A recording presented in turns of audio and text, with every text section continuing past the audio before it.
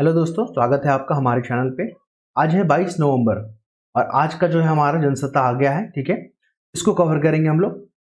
और इससे पहले भी जो है दो न्यूज़पेपर को कवर कर लिया गया है, 20 तारीख और 21 तारीख का। आप लोग जाके देख सकते हैं। आज है 22 तारीख और इसमें जो सबसे महत्वपूर्ण टॉपिक नज़र आ रहा है जिसको पढ़ना चाहिए, तो ये है, ये टॉपिक जो आतंकवाद पर कोई समझौता नहीं और फिलिस्तीनियों और चिंताओं का अस्थायी समाधान चाहता है भारत। देखिए, कुल मिलाकर हम सभी जानते हैं कि हमास और इजराइल के बीच में संघर्ष चल रहा है। देखिए, हमास जो है एक आतंकवादी संगठन है।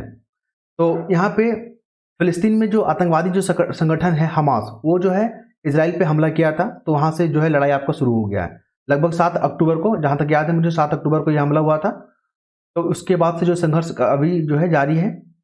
वर्तमान में जो हमारे जो एक्सटर्नल अफेयर मिनिस्टर हैं एस जयशंकर, उन्होंने कहा है कि देखिए, फिलिस्तीनियों में जो जो नुकसान हो रहा है, जो वहाँ पे मानवीय पीड़ा हो रहा है, तो भारत उसके लिए जो है सहायता दे रहा है, मानवीय सहायता भेज रहा है। लेकिन आतंकवाद को भारत जो है कभी किसी भी रूप में स्वीकार नहीं करता है और आतंकवाद के साथ समझौता नहीं करेगा। भारत जो है इस आर्टिकल से ही प्रतीत हो रहा है कि भारत और अन्य देश जो जो आतंकवाद का समर्थन नहीं करते हैं, वो किसी प्रकार से समझौता नहीं करेंगे। तो यहाँ पे समाधान क्या है फिर?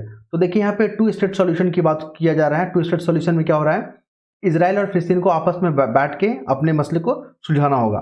ठीक है, तो इसमें जो है ब्रिक्स जो देश है, ब्रिक्स में अपना भारत है, ब्राजील है, रूस है, चाइना है और आपका दक्षिण अफ्रीका है। तो ये 5 मेंबर जो है, इन्होंने भी आतंकवाद को किसी भी रूप में स्वीकार करने की बात नहीं कहा है। जहां तक रही तो अंतर्राष्ट्रीय सहायता, क्षेत्रीय सहायता भारत और ये अन्य देश जो है इसको उपलब्ध कराएंगे। और भारत की तरफ से पहल की जा रही है कि ये यहाँ पे इजराइल और फिलिस्तीन के बीच में जो मसला है उस पर सुधार हो। ठीक है, तो ये आर्टिकल महत्वपूर्ण है। नेक्स्ट मूव करेंगे हम लोग, नेक्स्ट टॉपिक पे मूव करेंगे। यहाँ पे देखिए आर्टिकल 348, ये महत्वपूर्ण हो गया। आर्टिकल 348 क्या है? संविधान का 348 क्या है? तो इस आर्टिकल में यह प्रावधान किया गया है कि सुप्रीम कोर्ट का भाषा, हाई कोर्ट का भाषा, ठीक है, अधिनियम का भाषा, जितने भी ऑफिशियल डॉक्यूमेंट है वो जो है अंग्रेजी में होना चाहिए। तो आर्टिकल 348 ये बताता है, तो आपको इसको ध्यान में रखिएगा, प्रीलिम्स में पूछा जा सकता है। तो न्यूज़ में क्यों आ गया? अभी आपने देखा होगा कि जो भारतीय दंड संहिता है 1860, आपराधिक प्रक्रिया अधिनियम जो है 1898 और भारतीय साक्ष्य अधिनियम 1872, इसके नाम जो है इसके नाम को चेंज कर दिया गया, मतलब कर दिया जाने का प्रस्ताव रखा गया। भारतीय न्याय संहिता 2023 हो जाएगा, भारतीय नागरिक सुरक्षा संहिता 2023 हो जाएगा और भारतीय साक्ष्य अधिनियम क्या हो जाएगा, 2023 हो जाएगा। तो इसको लेकर काफ़ी जो है कुछ लोगों ने आपत्ति जताया है और बोला है कि 348 का ये उल्लंघन है। लेकिन जो समिति बनाई गई थी, ब्रिजलाल के जो नेतृत्व में जो समिति बनाई गई थी, उन्होंने कहा कि ये 348 का उल्लंघन नहीं करता है, क्योंकि इसमें जो कानून है, जिसमें जो पार्ट जो है, चैप्टर बनाए गए, वो सारे इंग्लिश में है।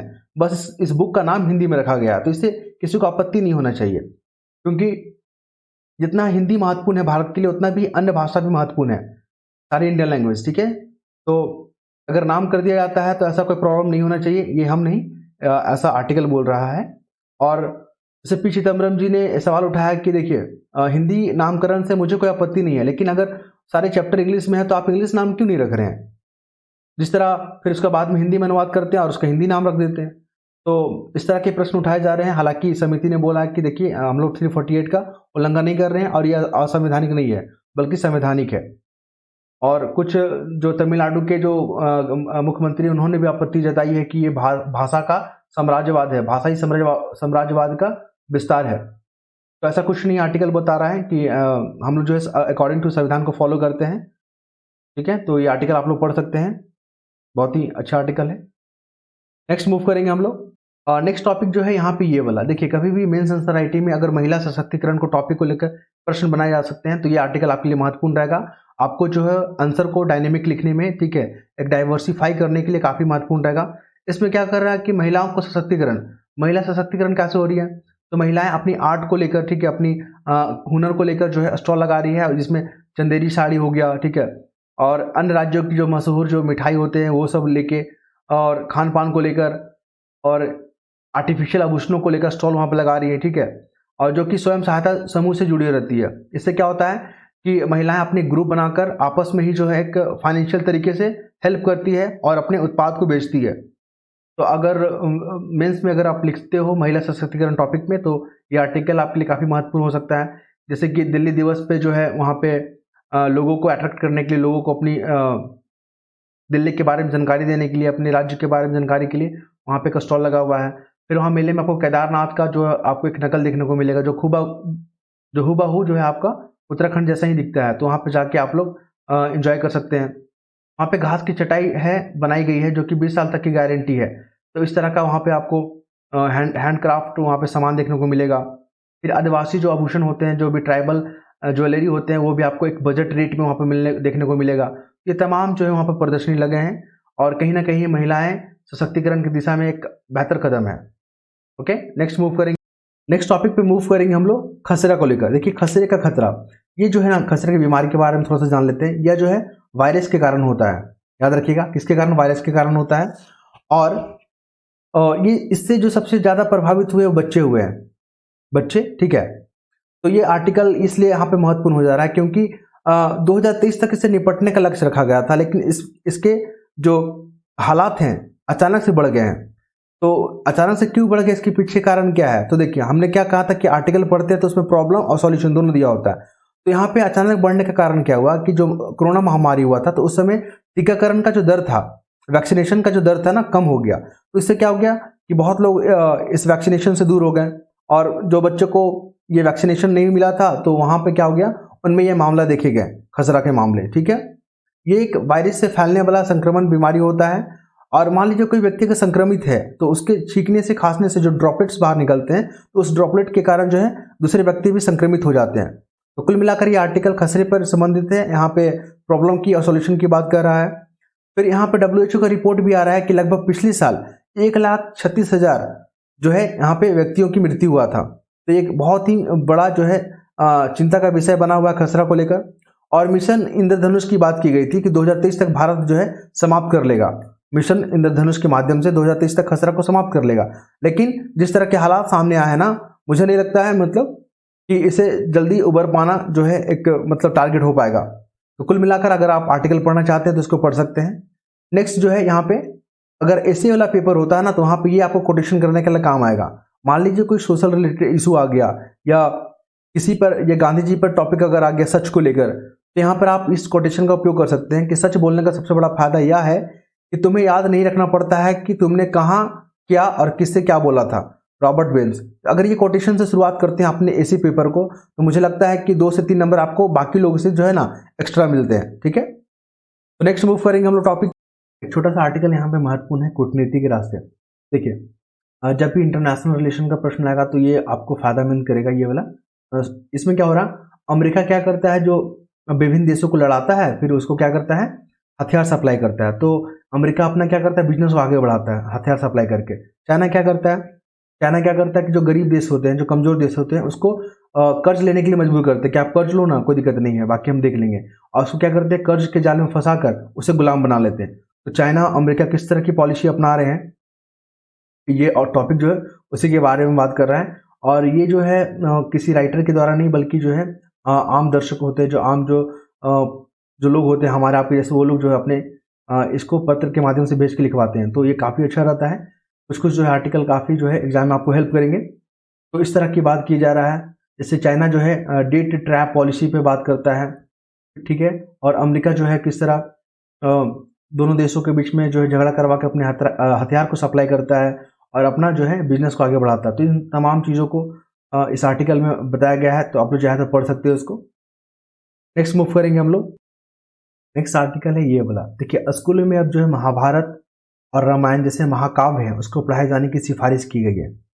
ऐसा इसलिए किया जा रहा है क्योंकि देखिए, शिक्षा का क्या उद्देश्य होता है कि अपने देश का कल्चर को, जो प्राचीन कल्चर है उसको प्रिजर्व करना, ठीक है। उसको अपने आने वाली पीढ़ियों को, वर्तमान पीढ़ियों को जो है अपने कल्चर के बारे में बताना, उसको संजोए करना। तो इसलिए जो है रामायण और महाभारत जैसे महाकाव्य को अब पढ़ाने की बात की जा रही है। ऐसा नहीं कि इससे पहले पढ़ाए नहीं जा रहे हैं, पढ़ाए जा रहे हैं, लेकिन उसको मिथक के तौर पर पढ़ाए जा रहे हैं, ठीक है। अब से क्या हुआ, सोशल साइंस जो सब्जेक्ट है वहाँ पे कक्षा 12वीं तक में जो है महाभारत और रामायण की जो सिलेबस को उसमें इंक्लूड किया जा रहा है, ताकि जो भी विद्यार्थी हैं अपने कल्चर से, अपने देश से जुड़े जान सके अपनी चीज़ों के बारे में। और एक बार न्यूज़ में हमने देख रहा था, तो वहाँ पे जो एस जयशंकर हैं, उनका एक इंटरव्यू देख रहे थे।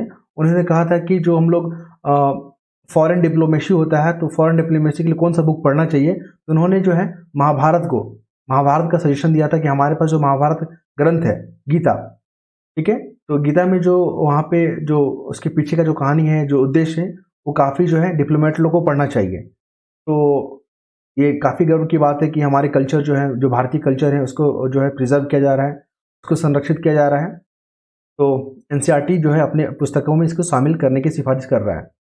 नेक्स्ट जो न्यूज़ है वो इम्पोर्टेंट कौन सा, देखिए राजस्थान में जो है अभी पुष्कर मेला जो लगता है, वार्षिक मेला अभी चल रहा है। तो कभी कभी क्वेश्चन पूछ लेता है कि पुष्कर मेला कहाँ होता है, तो राजस्थान में होता है, ये इंपॉर्टेंट हो गया। फिर वज्र प्रहार क्या है, देखिए वज्र प्रहार जो एक सैन्य युद्धाभ्यास है जो भारत और अमेरिका के बीच में होता है। ऐसा इसलिए होता है, देखिए दो देशों के बीच में युद्ध क्यों होता है, युद्धाभ्यास क्यों होता है, तो पारस्परिक सहयोग और जो रक्षा सहयोग को मजबूत करने के लिए। ऐसा क्या होता है कि मान लीजिए कभी कोई विपदा आ गया, कोई ऐसा आपदा आ गया जहाँ पे दोनों देशों का जो है कोऑर्डिनेशन चाहिए, तो अचानक से कोऑर्डिनेशन तो नहीं बनेगा, उसके लिए पहले से अभ्यास करना होता है। तो इन जो युद्धाभ्यास होता है उसमें क्या होता है, परंपरागत और या अपरंपरागत जो सब्जेक्ट होते हैं उसको शामिल किया जाता है। आतंकवाद रोधी इसमें विषय शामिल होते हैं, हवाई अभियान से जुड़े जो है यहाँ पे अभियान को इसमें शामिल किया जाता है। फिर जो विचारों के बीच में आदान प्रदान होता है उन दोनों सेनाओं के बीच में, जो सबसे बेहतर तौर तरीका है उसका साझाकरण होता है, इसलिए यहाँ पे युद्धाभ्यास होता है। याद रखिए वज्र प्रहार जो है भारत और अमेरिका के बीच में होता है। ये इस बार कहाँ हो रहा है, इस बार हो रहा है मेघालय में, ठीक है, मेघालय के उमरोई सैन्य छावनी, याद रखिएगा। पिछला बार कहाँ हुआ था, 13वां जो हुआ था वो हिमाचल प्रदेश में हुआ था। नेक्स्ट जो आर्टिकल है ये वाला, युवा से ज़्यादा हो रहे हैं डिजिटल धोखाधड़ी का शिकार। देखिए बुजुर्ग से ज़्यादा युवा लोग जो है डिजिटली धोखाधड़ी का शिकार हो रहा है। ऐसा क्यों हो रहा है, क्योंकि अनचाही कॉल और जो संदेश जो डिजिटल धोखाधड़ी का अब बुजुर्गों से ज़्यादा कम उम्र के लोग शिकार हो रहे हैं। ऐसा क्यों हो रहा है, क्योंकि अभी तक जो ट्रू कॉलर जो होता है, ट्रू कॉलर जो है अभी 27 करोड़ लोग ही इसका यूज़ कर पा रहे हैं। और ये क्या करता है कि जो स्पैम कॉल है उसको ट्रैक कर लेता है और बता देता है आपको, ठीक है। और अभी ट्राई भी जो है कोशिश कर रही है कि DND डू नॉट डिस्टर्ब करके जो ऐप पे काम कर रही है, ताकि जो भी धोखाधड़ी वाले जो कॉल होते हैं, स्पैम कॉल होते हैं, उसको रोक सके। और सरकार जो इस तरह की ट्राई जो है वो जो आईफोन बनाने वाली जो कंपनी एप्पल से भी बात कर रही है और अन्य एजेंसियों से भी बात कर रही है, ताकि जल्द से जल्द इस पर काम किया जा सके। तो ये आर्टिकल जो है कुल मिलाकर डिजिटल धोखाधड़ी कैसे हो रहे हैं, उस पर कैसे कम किया जा सकता है, इन तमाम मुद्दों पे ये जो है अपना चिंता जाहिर कर रहा है। तो ये आर्टिकल काफ़ी महत्वपूर्ण हो सकता है, आप लोग पढ़ सकते हैं इसको। जो टॉपिक जो इम्पोर्टेंट नज़र आ रहा है ये वाला, भारत और आसियान को लेकर। देखिए यहाँ पे जो है आसियान के जो महासचिव हैं कामो किम, इन्होंने कहा कि आसियान और भारत एक मजबूत रिश्ता चाहता है, ठीक है। और इस मजबूत रिश्ते के लिए जो फ्री ट्रेड एग्रीमेंट है उस पर जो है समीक्षा चल रहा है, और इसको जो है 2025 तक लागू करने के लिए मोदी जी और हमारे प्रधानमंत्री मोदी जी और जो यहाँ के महासचिव हैं उन्होंने जो है बातचीत चल रहा है। और आसियान जो है भारत को एक बेहतर जो है एक मित्र की तरह देख रहा है इसको, और भारत भी चाहता है कि आसियान के साथ हमारा रिश्ता काफ़ी मजबूत हो। तो इंटरनेशनल रिलेशन में जो है अगर क्वेश्चन आता है कि भारत और आसियान के जो है संबंध वर्तमान परिदृश्य में बताएं, तो आप इस तरह के आर्टिकल का पढ़ के आप उसको जवाब दे सकते हैं, काफ़ी महत्वपूर्ण हो सकता है ये, ठीक है। नेक्स्ट मूव कर